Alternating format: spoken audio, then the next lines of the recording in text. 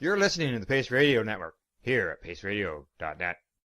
The views expressed by the individuals during this broadcast are their own opinions, and they may not be the same as those of their group or other organizations they may be involved with. Oh yeah, baby, that's lovely.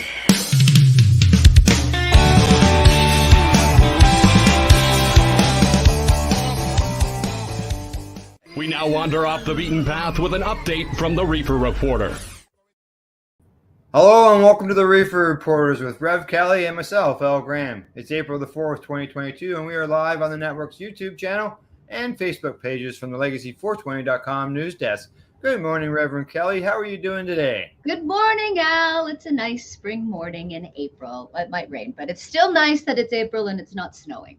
That's right. It's not snowing, and there's some sunshine out there, and I actually think they're calling for sunshine for a couple of days. Oh, I like hearing that. We'll see some buds on the trees growing then. Yeah. Actually, the 2-week forecast says there's some warmer weather coming. Yay! Spring is here. Yeah, nice, eh? Wait, yeah, that's good news. Like that. We started with good news. That's right, exactly. You know, all the outside stuff's going to get started and get going, so, which is fantastic. Like to hear All right, that. talking about news and stuff like that, good news. What's the good news on the update from the lounge over the last week? Oh, we have had a wonderful week. Lots of visitors coming back on the weekends to say hello. And we've got contests starting and we've got trivia coming up this week, in-person trivia. It's so nice to be able to say that, Al, to be able to welcome the community back after a long time of sleeping away, let's say, hibernation maybe. Hibernation. Did you have... No, it wasn't the Bud Swap. There was something. I was thinking there was some special event you had this weekend. Nothing, no event this weekend. We've got trivia coming up next weekend. Trivia, okay. Yeah. And the dating game? The dating game is coming up on the 16th, and that's virtual. And we're still looking for contestants. If you're single and ready to mingle, you just let us know. Do you have any single friends? Single friends? You send them my way if they're looking to mingle. Your way. Okay, I can check. Actually, I do know some. It's a fun game. The photo contest. Did you not have a photo contest? Oh, yes, that's coming up, and you'll be able to win seeds, really good seeds. And I'm looking at them right now because I'm in the lounge. And every year that we have a photo contest, the most beautiful photographs come out. My goodness. And we always give a prize. So we'll be launching that pretty soon. Good stuff. Yeah. All righty. Well, talking about news, let's get started on our first story of the day. And it says that Health Canada is to authorize sales of all cannabis processing licensees, according to Mugglehead magazine. Wow. As of April 19th, cannabis processing license holders in Canada will no longer need to submit a sales amendment application to sell their product. On Thursday, Health Canada sent out an email to licensed processors across the country introducing the changes, which would automatically give a sales license to all micro and standard processing license holders and applicants. Okay, so license holders that aren't currently authorized to sell dried flower will receive reissued licenses with the amendments within the next 90 days. Yeah, and license holders that aren't currently authorized to sell dried flower will receive a reissued license with amendments within the next 90 days, which is good that they're just doing this automatically. Yep. And it makes sense. So. Right. Now, once the licenses are reissued with the amendment or 60 days after submitting a notification of new cannabis product for any product, licensees can begin selling. Yeah, license holders that have already submitted a sales amendment application will be contacted on a case-to-case basis by the agency to clarify the next steps. Wow. So just boom, boom, boom. It's going to just happen just like that.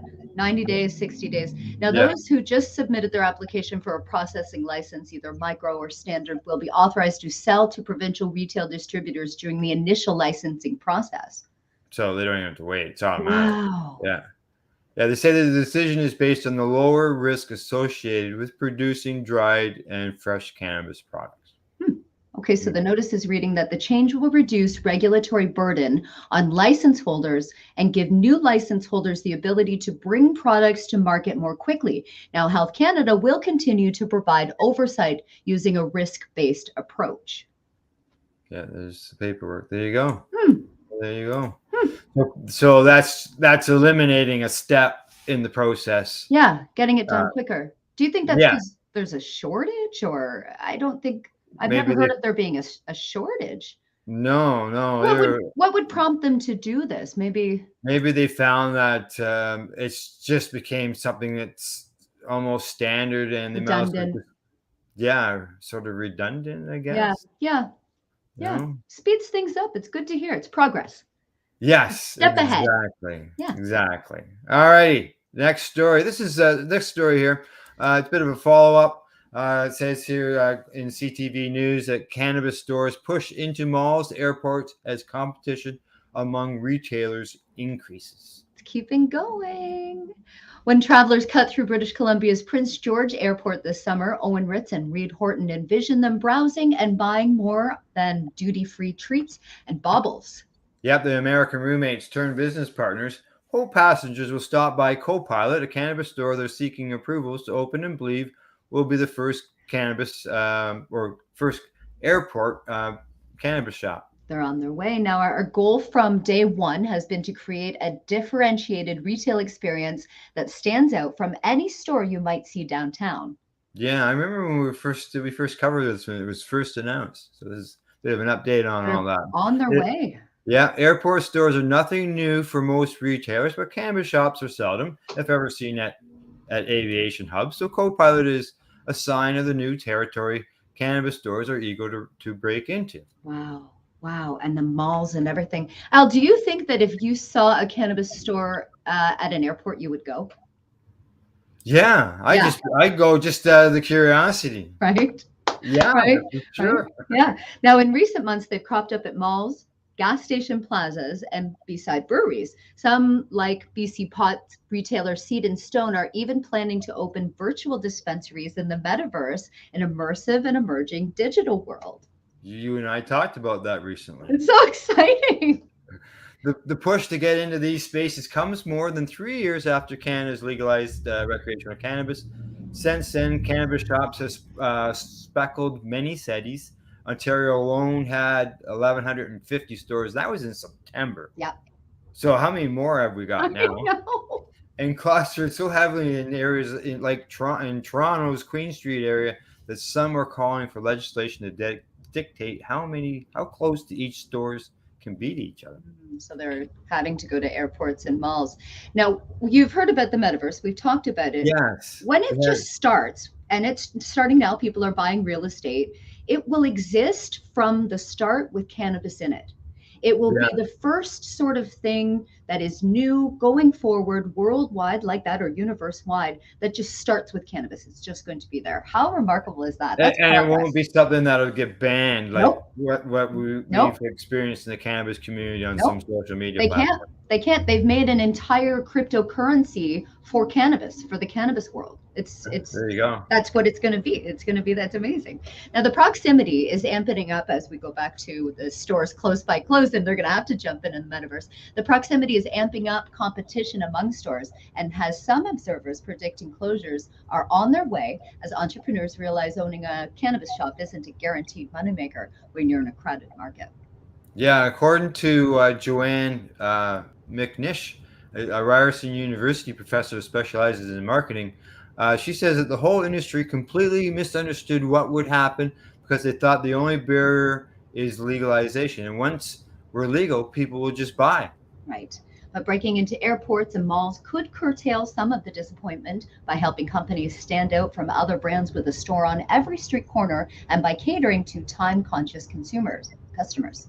Yeah, now McNish also goes on to say, for a user, it could make it much more convenient. She believes these locations also help destigmatize cannabis for people who see the substance as a stoner pastime or are intimidated by the cannabis culture and terminology. And I have to agree with her there. Of course, the more you see it, the more you recognize it, the more you know it's a way of life. Now, if they're walking around Sherway Gardens and they stumble upon it, maybe it will be slightly less overbearing to take a step in. That's coming from Justin Farbstein, Tokyo Smoke's Vice President of Business Development. Yeah, he says it could give a safer, more approachable feel. They say that the locale was part of why Canopy brought Tokyo Smoke cannabis shops to malls through partnerships with Edmonton Oilers owner of the Cats Group. Right. So there are Tokyo Smoke stores across 8 shopping centers, including the Eaton Centre in Toronto, the Rideau Centre in Ottawa, and Devonshire Mall in Windsor. At least another 3 are on their way. Yep, and in the first few months they've been open, they've noticed purchases have a slight screw towards edibles and drinks, but hasn't seen any particular demographic flock to the store more than others. So people are more apt to buy an edible or non-smokable. Right.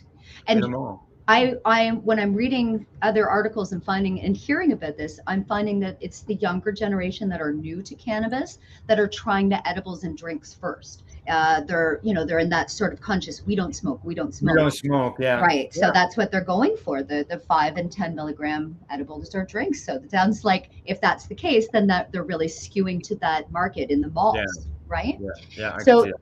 The company has also stores in, did we say that already? Now on Queen Street, you've got a cluster of stores and they're all competing with each other heavily. And there's just no unique edge than any retailer has, said Chief Executive Raj Grover. Yeah. He's been targeting large shopping malls with anchor tenants like grocers, liquor stores, or Costco because High Tide can typically score cannabis exclusively there. But he's also delving into malls by opening Canna Cabana shops at Winnipeg's St. Vital Center and Alberta's Prairie Mall. So they're breaking into malls as well. Yeah. Wow. Those locations will resemble High Tide's 113 stores, but leverage more digital kiosks and lockers to speed up browsing, ordering, and picking up. Wow. Digital kiosks and lockers. So is that like a vending machine, essentially? Maybe. Cannabis has made it. I know what they are in the States, but they. Yeah. Well, they've had vending machines years ago out in BC. Okay. I'm assuming. I don't know. I'm assuming they're still available in places. So. Wow. Yeah. Nice. Yeah. They say that when it comes to the locations, they say that mall management is sometimes not too excited about locating a cannabis store where there's a food court or where families get together, so it can be a little bit more challenging than locating on the streets. Okay. So the trickiest part of opening mall locations is ensuring security cameras trace every part of the journey cannabis deliveries make from the loading dock to the store shelf, a requirement for all cannabis shops. Oh, I could see that being a problem maybe in some tunnels that are in malls. Yep. Going, from where the trucks come in. They'd have to figure out a different security method for sure. Yeah. They say that the trick is, following to the loading dock. At the airport, there are even more challenges because travelers cannot board flights departing Canada with cannabis. Co-pilot plans to ask customers where they are headed and remind people that they can't fly internationally with cannabis. Good. That's responsible. Good. That's really good. So they would have to put it in, that last pick me up before you head in and put it in your suitcase and travel with it that way. That's just what it's going to be, right? So several airlines don't feel these measures are enough and are worried an airport store would encourage pre-light and onboard cannabis consumption. Air Canada and WestJet have urged Prince George City Council not to permit the airport pot shops. We want to. What if you're a medical user and you need to before you get on a long flight? You need to. Yeah, and I think part of what their plan was to have a consumption area at the airport. Oh yes, that's such a good idea. Yeah. Yeah. People could consume the cannabis before they left. Who knows? People who are dealing with anxiety from Absolutely. flying. You have to get on the plane. Yeah. You're going to consume. Yeah. It's your medicine. Yeah, exactly. Yeah. Let's see. They say that they say the concerns are really valid, and so the co-pilot had productive discussions with airlines to ensure that they're able to work together. Says that we want to improve passenger experience, not make it worse. Right. Yeah. Well, so nice follow up and good to hear there's more progress on the malls happening, the stores popping up in the malls. Yeah. And that gave us a little more information about how they were dealing with the the airlines being the two of them anyways. Yeah. But they won't have to worry about the unruly passengers It's not like a bar. They have bars in the airport, Right, right? right. And then they Airport have to bars. deal, and then the flight attendants have to deal with the unruly passengers in the Uh, plane. we've heard of lots and lots of stories of that, Yes. Oh right? What yes. Oh doesn't usually yeah. happen if you smoke a big doobie. Then you take Hmm. a nice nap. You put a nice flick on. Put You the snuggle headphones up, on. Yeah. Listen to some tunes. right? Yeah, exactly. Alrighty. Next story. Cannabis tourism sparking up in Toronto, according to the Toronto Sun. Ooh, we like this. Toronto has become Canada's Amsterdam when it comes to cannabis tourism, according to 7 Point Cannabis Store in Toronto. When it comes to cities, Toronto is becoming the epicenter of cannabis tourism in Canada. More and more people are flocking to the city to enjoy cannabis related events, shop for premium products, eat in munchy friendly restaurants, and just enjoy the freedom of smoking a joint in one of the many city's parks. Wow. Cannabis Tourism Canada quickly sparked up with enthusiasts from different parts of the world flocking to enjoy recreational use freely as they please because of its lively local culture paired with its thriving cannabis scene. Toronto has become one of the most important places to visit. Yeah, it sure is. I would say, obviously, Vancouver is probably up on a lot of people's list as Sure. well. Right. Yep. Attractions for stoners include endless selections of food choices, an arts and culture scene, and the number of people actively pushing for the cannabis lifestyle as well as cannabis-based tours. Wow. Wow. A popular Hmm. company offering this service is Canada High Tours, which offers a variety of cannabis tours and experiences such as graffiti tours, walking tours, bike tours, shopping tours, and activities such as cannabis cultivation, pipe making, clay molding, meditation, yoga, art sessions, and even a sensory deprivation tank experience, all while consuming cannabis. Nice. Toronto Tote Tours, the past guest on here on the network, Yeah. offers a personalized 2-hour walking tour around the city with joints freely passed around. The company also offers cannabis yoga classes and massage sessions that start off with vapes to enhance the relaxing vibe. Wow. Cannabis Cooking Company is another experience to consider. The Toronto based culinary school is dedicated to cooking with bud. Well, Toronto Sun still has a sunshine girl, eh? Been a long time since I read that paper, I'll tell you. Now, they also go on to say the owners are executive chefs teaching multiple methods of infusing THC into anything you can think of and using it for exquisite dishes. This is a skill you'd want to take home. While 27 million tourists converge on Toronto each year, it's difficult to gauge how big a role cannabis plays in attracting people into the city.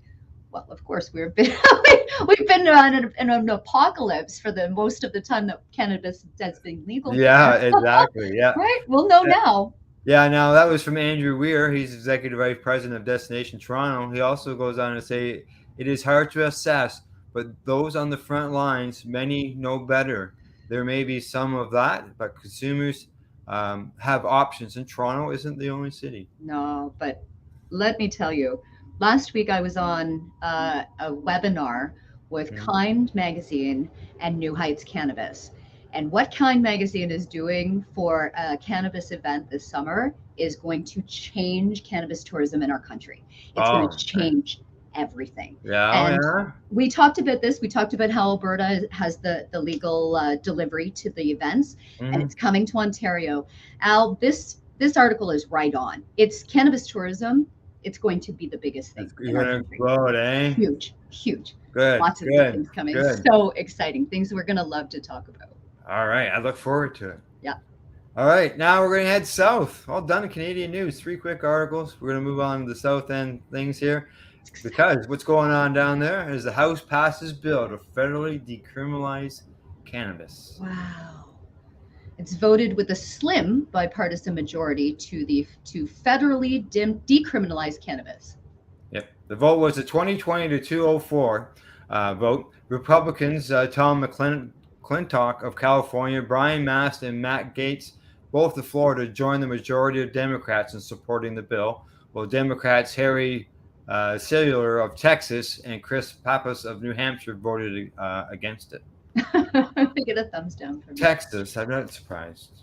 Now, the bill was sponsored by Democratic Representative Jerry Nadler of New York and will prevent federal agencies from denying federal workers security clearances for cannabis use and will allow the Veterans Administration to recommend medical cannabis to veterans living with post-traumatic stress disorder, plus gains revenue by authorizing a tax sale on cannabis sales. The doctor and for the veterans is big because of the Yep. fact that they're not allowed to talk to them about the cannabis. Yep. And, yeah. Wow. The bill also expunges the record of people convicted of non-violent cannabis offenses, which House Majority Leader Steny Hoyer says can haunt people of color and impact the trajectory of their lives and career indefinitely. Wow. Yeah. So, of course, it can result in difficulty finding employment, difficulty finding housing, denial of access to federal benefits, denial of financial aid at colleges and universities, and denial of the right to vote. That's why we're dealing with this. Al, when they're saying that it's past this, is this just done or does it have to go to another step? Oh, it has to go to another step. It has to go to the Senate. Yeah, I thought that it had to go to another step. So as we're celebrating this next step and this huge win, it does have to continue to go on. Correct. Okay. Yes. Okay. Yep. I say that Senate Democrats have a similar legalization bill in the upper chamber, but neither the bill nor the House passed more act is expected to clear the 60-vote threshold for passage in the Senate. Even though the Democrats have a majority, it's a very slim majority, very, very slim one. Okay. No matter what, you got to have 60 votes. Okay. Yeah. Okay. All right. Now, House Speaker Nancy Pelosi praised the legislation during her weekly news conference Thursday, telling reporters the legislation is consistent with what is happening in many states across the country. It also addresses the injustices of it because of what penalties have had before some of these. Penalties have been before some of these. This decriminalization took place, so I'm all for it, according to Pelosi. So a similar bill was passed in December 2020 and was championed in the House by the late Representative Don Young of Alaska, who was a co-founder of the House Cannabis Caucus, but died last month before the bill made it to the floor for another vote. Yeah. So let's delayed. Let's hopefully this gets moving and can pass the Senate. But we already know that Chuck Schumer, he's got one slate that he's going to bring forward. Yep. So let's see what happens. Like I said, it needs 60 votes in order to pass. Okay. All right, on to our next story for the marijuana moment. Back to that House, because the House to vote on marijuana research bill on Monday, days after passing legalization measure. Such progress. Just days. Oops, I got to pop up here. Just days after passing a far-reaching bill to federally legalize cannabis, the U.S. House of Representatives is set to vote on today on separate legalization to remove barriers to conducting research on cannabis, including by allowing scientists to access products from state legal dispensaries. Wow. The federal marijuana, the Medical Marijuana Research Act, sponsored by the unlikely duo of pro-legalization rep Earl Blumenauer and prohibitionist Andy Harris, would streamline the process for researchers to apply and get approved to study cannabis. That's good. And set clear deadlines on federal agencies to act on their applications. That's good too. It would also make it easier for scientists to modify the research protocols without having to seek federal approval. Wow. Oh, that's even good news times 3. Whew. So the move to hold a House vote comes less than 2 weeks after the Senate unanimously passed a different cannabis research bill. Both chambers passed earlier versions of their respective legislations in the late 2020, but nothing ended up getting to the then President Donald Trump's desk by the end of last Congress. It remains to be seen if following the House's expected passage of its bill again on Monday, whether the two chambers will be able to negotiate a deal on provisions of unified legislation to send to President Joe Biden. Okay, so the House is bringing the bill forward under a process known as suspension of the rules, under which no amendments are allowed and 2/3 supermajority is needed for passage, indicating leadership believes it has the necessary bipartisan support to advance, again without substantial opposition. They'll need more than 60 votes. They'll need more than 60 votes. Yeah. Oh, 2/3 of 100, I think it's like 103 seats, somewhere around okay. there. 100 Okay, seats. we can do it. Yeah. So you're looking at least 66 to 70 votes will be needed. Unlike the House approval, the measure of the Senate passed last month would not let researchers study dispensary products, but take other steps its sponsors say would streamline the investigatory process for scientists and encourage the Food and Drug Administration to develop cannabis-derived medicines. Okay. So the House bill, meanwhile, would additionally mandate that the Drug Enforcement Administration license more growers and make it so there would be no limit on the number of additional entities that can be registered to cultivate cannabis for research purposes. It would also require that the U.S. Department of Health and Human Services to submit a report to Congress within 5 years after enactment to review the results of federal cannabis studies and recommend whether they warrant cannabis rescheduling under federal law. Whew. Whoa, one more good news. Oh More good my. news. For half a century, researchers have only been able to study cannabis grown at a single federally approved facility at the University of Mississippi, but they have complained that it is difficult to obtain the product and that it is low quality. Indeed, one study showed that the government cannabis is more similar to hemp than to cannabis that consumers actually use in the real world. Yeah, it was brutal. That was bad. Yeah, that was bad. Bad. And it was always old.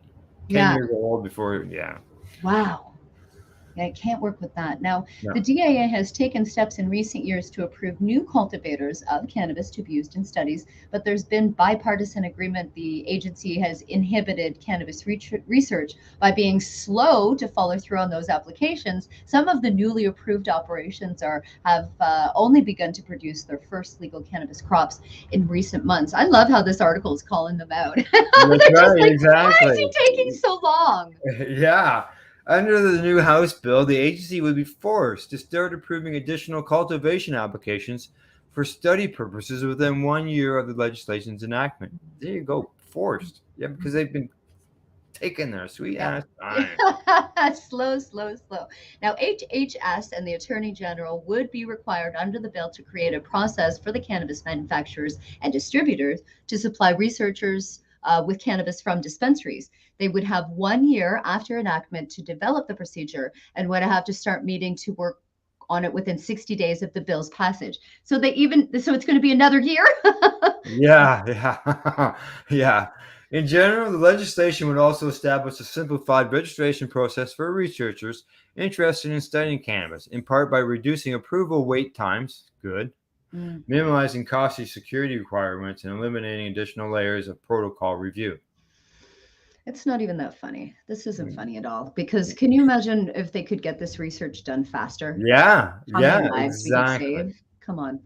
Meanwhile, the large-scale infrastructure legislation that was signed by Biden in November contains provisions aimed at allowing researchers to study the actual cannabis that consumers are purchasing, oh my God, from state legal businesses instead of having to use only government-grown cannabis. Brilliant! Hi! It's taking it in. They're the ones that are taking it in. Yeah, but at least on that note, it says that they signed this in November. It allows them to research to study the cannabis that people are buying. Yeah, that's what they need. Yeah, exactly. So that's good news too. So that was good news. Good news all the way around. It's such good news. That's right, exactly. All right, well, it's that time. Time for break. Yay! All right, time to medicate. Rev Kelly and I'll be right back after our medication session. You're watching or listening to the Reefer Reporters. We are live here on the Pace Radio Network. You're listening to the Pace Radio Network here at paceradio.net. A doctor's job is to relieve your pains. And when it comes to growing cannabis, the biggest pain is trimming. Let Dr. Buck Cannabis Trimming Solutions take the pain away. Whether you're a home grower or a commercial operation, we have the cure. From 4 plants to 400 plants, garden size doesn't matter. Dr. Buck Cannabis Trimming Solutions comes to you with years of experience and professional discreet service. It's simple. We trim your weed and we do a damn good job. Visit drbuckcts.com to book your trimming. Pace Radio Network, created by patients, for patients, and for those who want to know. At Legacy 420, we believe in being different. Experience the difference of quality control. Our labs provide tested formulations for all of our products. Experience the difference in trust. Our customers can trust that we are following up-to-date COVID precautions for their safety. Experience the difference in accessibility. We're open 7 days a week. Please visit our website, legacy420.com, or contact us for curbside pickup as well as nationwide mail order shipping. Legacy 420 values overall wellness. Come and experience the difference of Legacy 420. Did you know that the Pace Radio Network isn't just a radio network? That's right, because most, but not all of our programming is now done via video and is then podcasted at paceradio.net. So if you want to watch, yes, watch our programming, you'll find us on the Pace Radio Network's Facebook page, plus the show's own page, and you'll find us live on the network's YouTube channel. And don't forget, you can find it all, video and audio, at paceradio.net. BMA Hydroponics has everything you need to succeed. Visit our hydroponics superstore at 404 Maitland Drive in Belleville and we'll show you how to grow your own quality cannabis for pennies per gram. We're open Mondays, Tuesdays, Wednesdays, and Saturdays from 10 a.m. to 5 p.m. and Thursdays and Fridays from 10 a.m. to 7 p.m. Call 613-967-9888. BMA Hydroponics. It's worth the drive. The only way to go. Hi folks, Scott from stfattiesday.com here, and we're absolutely stoked to tell you about our brand new program called Pass the Peace Pipe and our partnership with Legacy 420 out of Tyne-Nanaga. We are absolutely proud to be partners with these people. They are an amazing group that have helped so many people with their amazing cannabis medicinal products. And we are working together to gather funds to build the first ever Indigenous-specific opioid addiction center here in the Bay of Quinte area on Tyne-Nanagan land. So we need your help. We need you to repost this video and go to our GoFundMe campaign, because on this October 17th, St. Fatty's Day, we are going to be starting the campaign where we pass the peace pipe from one side of the country to another to unite our country, to gather awareness, but most importantly, funds to build opioid addiction centers across the nation, one build at a time.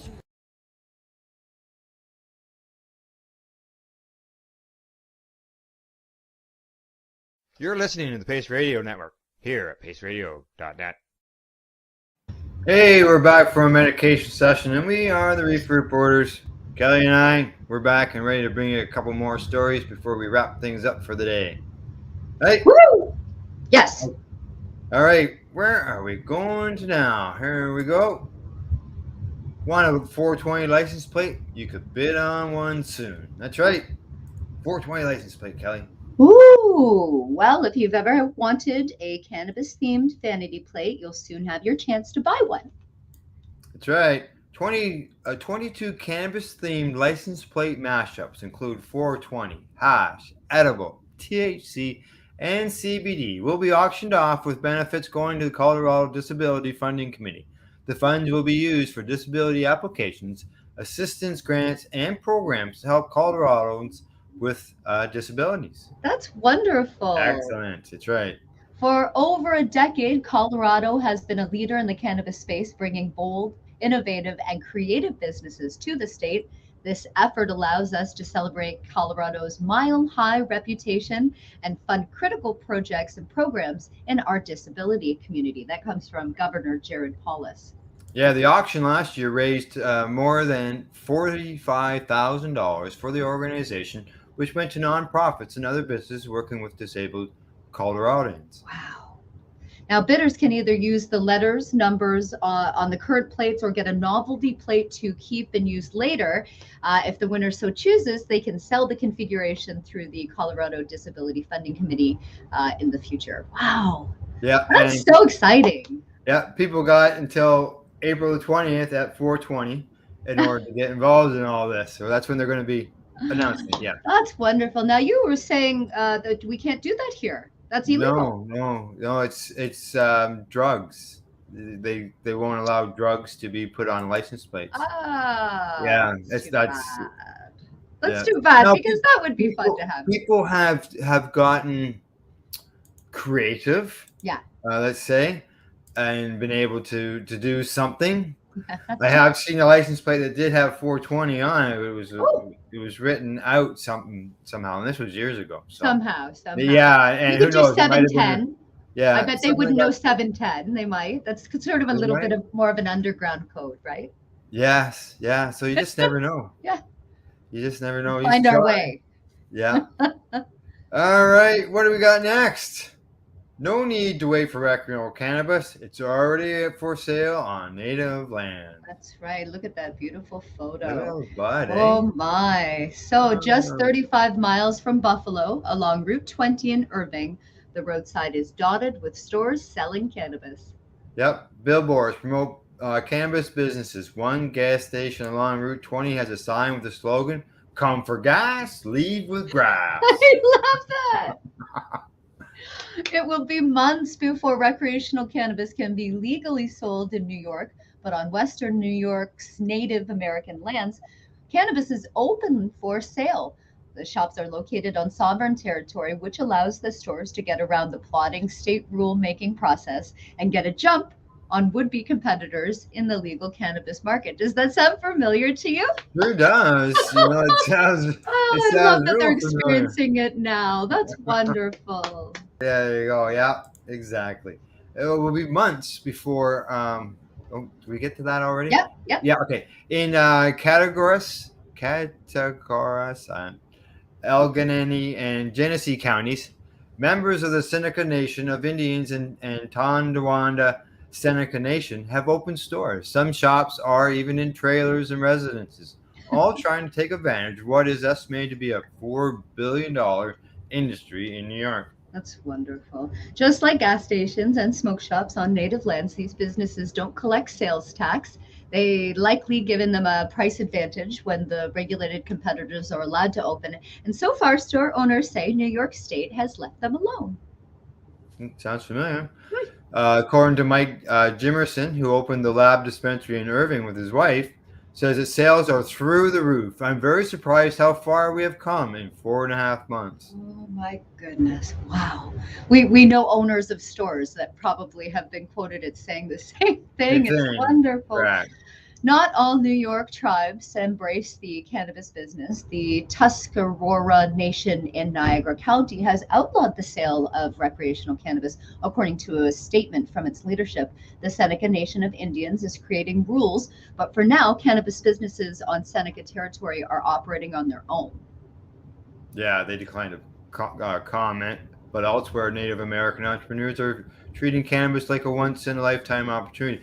Talking about operating their own, I guess you could say that's the same here in Ontario. Yeah. While the reserves come up with their own rules. Right. Yeah, pretty much. Yep. Elsewhere, Native American entrepreneurs are treating, oh, did we say that already? The analogy I have used, said Jesse Spring, who runs 2 dispensaries, at least with my family and close circle, was that what that wave comes, we need to set ourselves up so that we're riding that thing. Yes, you do, Jesse. Exactly. I love that, yes. The Jemersons opened the Lab dispensary on Old Lakeshore Road in Irving, a bit off the beaten path where most shops are selling recreational cannabis in the territory. Right. Now, it hasn't mattered. Mike Jimerson, also a judge in the Peacemakers Court on the territory, projects a first-year sale to be around $2.5 million. Look at all of those jars. Oh my! Jars. And that guy's a judge, and he's expecting big sales. Good. Yeah. Yeah, his wife has been able to quit a full-time job with the Seneca Nation to work at the shop, and his stepdaughter, sister, and cousin have also come to shop. It's a family affair. Yeah. That's wonderful. We're kind of scared of it at the beginning to put up that much money and have to be willing to lose that money, said Jimerson, whose father owned TPS, a propane company in Silver Creek, and helped start Cat Res Enterprises, a gas station that his sister now owns. Wow. Yeah, they're not worried about the location because they say that my dad always told me that if you sell a good product, they're going to find you. And yeah. That's wonderful. Jesse and Ruby Spring, who run 2 dispensaries, one in Basom in Genesee Country and the other in Irving, respectively, have prepared for years for this opportunity. They knew it was coming. Yeah, exactly. Jesse says that when you're invested in this and live it, breathe it, and dream it, That's different as opposed to someone who says, I'm going to open a shed around the corner and do this and only open it for the money. Wow. And they say that sales have gone up each week since the spring started selling recreational cannabis last year. Yeah, yeah. They say the spring has taken some of his family and interested people from other nations to Oaksterdam University in Oakland, California, the first established cannabis college, where they learn about the flowering plant and how it is cultivated. His employees or bartenders have taken a certification course available through the university, so they're getting educated. Wait, I want to go back to the name of the cannabis college, Oaksterdam University. Yes. Have you heard of this before? Oh, yes. Oh, I've not heard of this before. I love that. Oh, yeah. No, Yeah. I'm going to check that out. Yeah, oh, it's serious. Yeah. Oaksterdam, and it's an actual cannabis college. So I want to see their fraternities. I want to see, right? Google. In addition, I'm going to look them up. In addition, he took trips to some of the original states that legalized recreational cannabis, such as Colorado, California, Oregon, Washington, and Massachusetts, to see how dispensaries there operate. In the process, he connected with the Powhatan Indian tribe, which operates a 1,600 square foot dispensary in Las Vegas. Wow. Yeah. We had the foresight and vision that this was coming, whether people want to embrace it or not. Yeah, exactly. Amazing. Yeah, so it's good to see. There's a lot. It's a pretty long story. Yeah, and it goes to show that they're not waiting. No, they're ready. They're ready. We're doing this now. Yeah. What did they say? We better jump on that thing. Yeah. Well, they just have to probably just look across the little lake there, Lake Ontario, and see what's going on this side of the border. Yeah. And say, hey. Yeah. We can do the same thing. And away they go. They really can. It'd be wonderful. Yeah, exactly. All right. Now got a story here on an interesting story I have some questions about. But the Perth drug driver caught with cannabis-laced cola bottles. What is that him in the photo there? Connor Monroe appeared in Perth's Sheriff Court. Al, he looks like he's 20 years old. He doesn't look very old. He doesn't look very old. That might be oh my goodness. Yeah, Connor, and you can what see did you do? You can see the cola bottles. They're gummies. Oh my goodness. Okay. Yeah. He had his name is Connor Monroe. It's okay, so we'll start here. A drug driver, that's what they're calling it here, has been banned from the road after he was caught by the Perth police with a packet of cannabis-laced cola bottles. A packet. You've had a packet of it, Connor. Yeah. He had the illegal gummies, which he stopped by the officers in the city's Newhouse Road. Police also uncovered hundreds of pounds worth of herbal cannabis in his glove box. Kelly, do you want to reread that line? Connor! Oh my goodness. Oh my goodness. That's a hell of a glove box, I'll tell you. Okay, so he's 25. He admitted being behind the wheel well over the permitted drug driving limit on March 16th last year. He pleaded guilty to a further charge of cannabis possession. He had cola bottles in his jumper. I love this so much. He had cola bottles in his jumper. Oh my goodness. Fiscal's Deputy Nicole Lewis told the court at about 10 p.m. police on patrol had their attention drawn to the accused vehicle. They had cause to speak to the driver and approached the vehicle. They noticed a strong smell of cannabis coming from the inside. At this point, the accused volunteered that there was cannabis in the car. Yeah, they smelled it, so he had to tell them the truth. So Miss Lewis said that Monroe provided a sample of saliva for a roadside breath test. Yeah, and he was searched, and the police found a packet of cola bottles in his jumper. Oh my goodness, and the package clearly indicated that they were cannabidiol containing THC. And they also found a small wrap and 2 large packages of herbal matter recovered from the glove box. Now, they saying that it weighed 42 grams and had an approximate street value of 420 pounds. 420. This is a very unusual story. Is this an April Fool's story, Al? It may be. Perfect. It may be. I'm getting a whistling. Are you getting a whistling sound? Is there a whistling sound? Yeah, I'm hearing a whistling sound. I don't know if it's going out that way or not, though. Oh. Yeah, I can barely hear you. You can't hear me? I can hear you, but it's not very loud. Okay, you Yeah. take over. You take over. All right. Well, actually, they said that the 45-gram packet of cola bottles was worth 40 pounds, and they say that the solicitor Jamie Baxter defending him said that Moreau had been taking cannabis socially for about 2 years prior to the offense, and this occurred after the pandemic outbreak. He had been furloughed for 8 months, and he had only recently returned to work. Go ahead, Kelly. Oh, Kelly got disconnected there. I think she's trying to get back in. So I'll just continue with the story and go from there. Mr.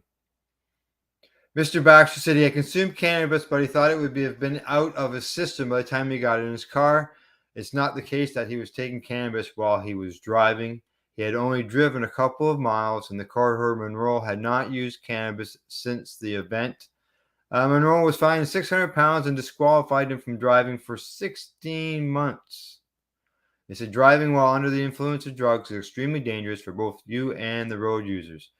But I gotta ask this question about this glove box. They said hundreds of pounds, but yet there was only 40 grams. So obviously it wasn't all there. I'm gonna see if I got Kelly back. I'm gonna stop the screen share there and see if we got Kelly. Kelly, are you there? Can you hear me now? Yes, I can hear you. Yay! We're good. We're good. Thank you so much, Al. I think that we'll have to have no camera, but as long as you can hear me, we'll keep going with our stories. Yeah, we can still hear you. We're good there. Wonderful. I wrapped up the. We'll send blessings to Connor Monroe and hope he makes it through. Correct. Yes. Yeah. I stumbled through the last part while I was trying to figure out what was going on here. Right. Where'd you go? Figured it out. Yes. All right. Good stuff. All right. Next story. The headline reads: Cannabis sprouts in New Zealand Parliament garden in protesters parting potshot. After weeks-long illegal occupation that ended in a riot, New Zealand Parliament has a new unwelcome visitor to contend with: cannabis seedlings popping up amongst its rose gardens. Yeah, that's right. Yeah. Uh-oh. Yes, that happened here in Canada as well. Yeah. Yeah, Overgrow the Government by Dana Larson handed out seeds to everybody. So that handed out free seeds. Yeah. And people would go around and put them in gardens just to grow someplace along the street. That guy's a wizard. He is. He's a cannabis wizard. Yeah. An eagle-eyed Wellingtonin spotted the tiny green leaves emerging from the soil this week and posted his find to social media. The man wished to remain anonymous, but a Parliament groundskeeper confirmed to the national broadcaster that the plants were indeed a few cannabis seedlings thought to be left by the protesters. Now, a lot of seeds had been scattered around, among other things left from the protesters, the groundskeeper said. Uh-oh. A security guard added that it was probably the first cannabis that has been planted on parliamentary ground. There you go. You can see the little plant right there in his hands, eh? Oh. Now, a protester who had returned to the site told RNZ that the protesters were responsible for scattering the seeds, and many more were likely germinate for years to come. The plants, which are illegal in New Zealand, have since been pulled out and destroyed by the Speaker of the House for the weed to be weeded. I feel like the protester went nana nana boo boo, like haha for years to come. This is wonderful. Now the 23-day protest, 23 days on Wellington's Parliament grounds, was nominally about opposition to vaccine mandates, but was blindsided by conspiracy theories, death rows, abusive behavior, and a riot that, what is this talking about? Yeah, I know. They're saying why the protest was there in the first place. I know. Why are we talking about this kind of stuff? Yeah, Okay, yeah. well, that So makes sense. And then it turns out that cannabis was there. Okay. cannabis was there, exactly. Yeah, Well, cannabis cannabis should be ended up everywhere. being there, and Front stage. That's good. it's good. Hey, it's people. Like I said, it was done here by Dana, and it made our news Wonderful. uh, about the plants growing as well. So I'm not surprised. Yeah. It showed up in New Zealand. Yeah. I like that. Those are copycat experiences you like to see shared. Good. You Good. know, Let's put it everywhere. Every nation should do it. I'll send yeah. them seeds if I can. Let's There send you them go. some seeds. There you go. That's a good All idea. righty. On to our last story of the day. Okay. And the headline says, "Cannabis for better sex. Here's what the science says." Ooh. Big question mark on there. Now, a few weeks ago, the Ask Well column highlighted treatments for low libido in women. Afterwards, several readers wanted to know if cannabis could be added to a list of potential remedies. It's a question that is especially relevant now that the U.S. House of Representatives has passed a bill decriminalizing cannabis at the federal level. So, cannabis, the most commonly used drug that is federally illegal, is currently allowed for medical use in 27 states and in 18 states for adult recreational use. According to a 2020 survey, nearly 18% of Americans aged 12 or older had used it within the last year, and more than 2/3 of Americans support legalizing it. That's according to Yeah. various polls. So you got 15 more states to legalize it for medical use. Yep. And every state across the country Yep. would have it. So Wow. they're over the 2/3 mark. They are. To learn more about cannabis and sex, we turn to several experts, including gynecologists, have surveyed women about their cannabis use. Okay, so the bottom line, it's hard to say with certainty that cannabis will increase desire or improve your sex life, but anecdotal evidence suggests that the right dose of cannabis can make a woman's orgasms more satisfying and increase sex drive. Now, this is part because cannabis can enhance the senses and also alleviate some of the symptoms that inhibit desire, like anxiety, sleeplessness, or pain. It can have positive effects for men as well, but also several negative ones, and women should be aware of the potential downsides too. Well, good side, bad side. Yep. So what does the research say? It says that both men and women have long reported that cannabis alters their sexual experience. In an essay published in 1971, the astronomer Carl Sagan, the longtime cannabis user, wrote that cannabis enhances the enjoyment of sex and gives an exquisite sensitivity. Right, that's common research. Now, there's very little research on cannabis and libido. However, it is in part because cannabis research has been notoriously difficult to fund. It remains a federally legal drug in the United States. Most of the research that does exist relies on data from questionnaires and are heavily skewed towards people who already use cannabis and not representative of the general population, making it difficult to draw firm conclusions. In addition, those surveys do not provide reliable and precise information about dosage, delivery method, or timing. But based on limited evidence, cannabis does seem to enhance the sexual experience among women who already use it. Ooh.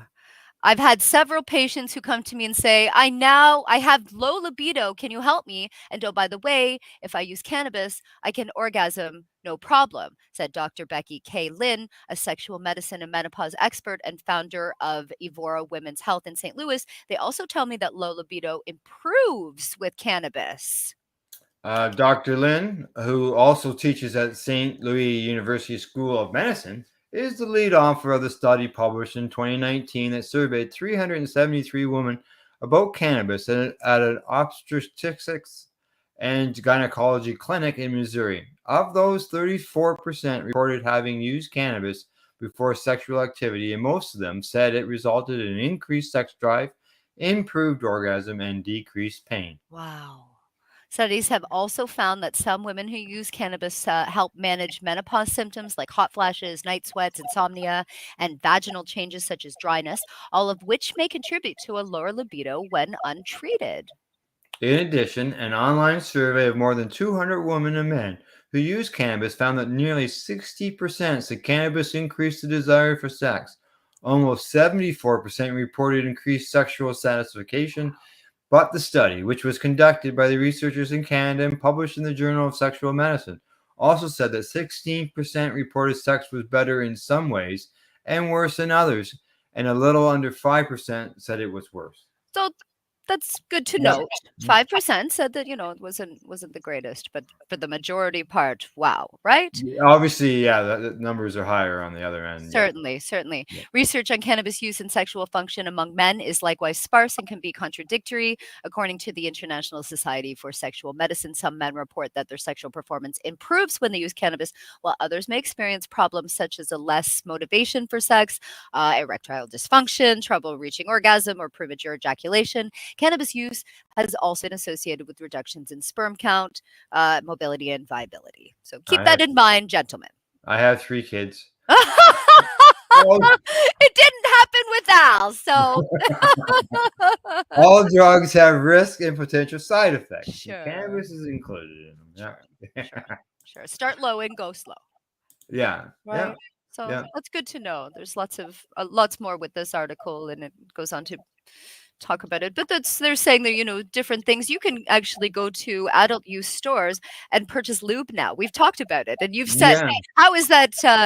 Well, I think those are suppositories. Suppositories. Recreational suppositories. Yes. But sex lube is available at the Ontario cannabis stores. Yeah.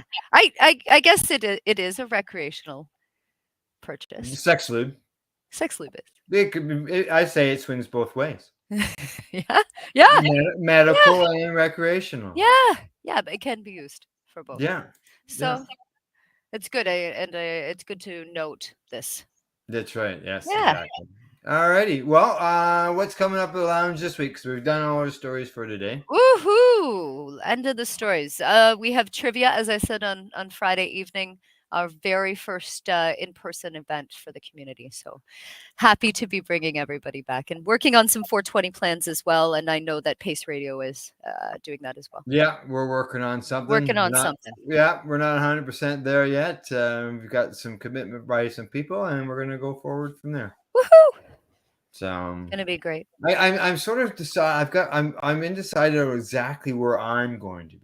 Yeah, me too this year. year. I've done the telethon for the last 2 years, a 12-hour telethon online, and I'm not doing that again. I'm going to see humans. You're gonna, like I might go out on the street someplace, like where I'm located. I'm not sure whether I'm gonna be able to get to a 420 event. Yeah. But who knows? It might be something on the works. Yeah. Or what? So there's a, or I'll be home doing it from here. So I'm not 100% sure. So, but we got something in the works. All right. Other than that, that's a Reefer report from Legacy420.com news desk for April the 4th, 2022. And as we close the show, we'd like to say thank you to our sponsors, Legacy420.com, BMAHydroponics.com, DrBuckCTS.com, and the Camelford Lifestyle Shop in downtown Camelford. And don't forget to educate, medicate, and do not incarcerate. Oh yeah, baby, that's lovely. You're listening to the Pace Radio Network here at paceradio.net. The views expressed by the individuals during this broadcast are their own opinions, and they may not be the same as those of their group or other organizations they may be involved with. BMA Hydroponics has everything you need to succeed. Visit our hydroponics superstore at 404 Maitland Drive in Belleville, and we'll show you how to grow your own quality cannabis for pennies per gram. We're open Mondays, Tuesdays, Wednesdays, and Saturdays from 10 a.m. to 5 p.m. and Thursdays and Fridays from 10 a.m. to 7 p.m. Call 613-967-9888. BMA Hydroponics. It's worth the drive. The only way to go. At Legacy 420, we believe in being different. Experience the difference of quality control. Our labs provide tested formulations for all of our products. Experience the difference in trust. Our customers can trust that we are following up-to-date COVID precautions for their safety. Experience the difference in accessibility. We're open 7 days a week. Please visit our website, legacy420.com, or contact us for curbside pickup as well as nationwide mail order shipping. Legacy 420 values overall wellness. Come and experience the difference of Legacy 420. Did you know that the Pace Radio Network isn't just a radio network? That's right, because most, but not all of our programming is now done via video, and is then podcasted at paceradio.net. So if you want to watch, yes, watch our programming, you'll find us on the Pace Radio Network's Facebook page, plus the show's own page, and you'll find us live on the network's YouTube channel. And don't forget, you can find it all, video and audio, at paceradio.net. A doctor's job is to relieve your pains. And when it comes to growing cannabis, the biggest pain is trimming. Let Dr. Buck Cannabis Trimming Solutions take the pain away. Whether you're a home grower or a commercial operation, we have the cure. From 4 plants to 400 plants, garden size doesn't matter. Dr. Buck Cannabis Trimming Solutions comes to you with years of experience and professional discreet service. It's simple. We trim your weed and we do a damn good job. Visit drbuckcts.com to book your trimming. Enjoy the buzz of legalization with Campbellford Lifestyle Shop. From lights to plant nutrients, books, consumption accessories, and more. We've got all your basics to grow or consume cannabis. Visit our info center or take a look at our piercing services and body jewelry, now available in-store through Campbellford Lifestyle Shop. 17 Bridge Street West, Campbellford. You're listening to the Pace Radio Network here at paceradio.net.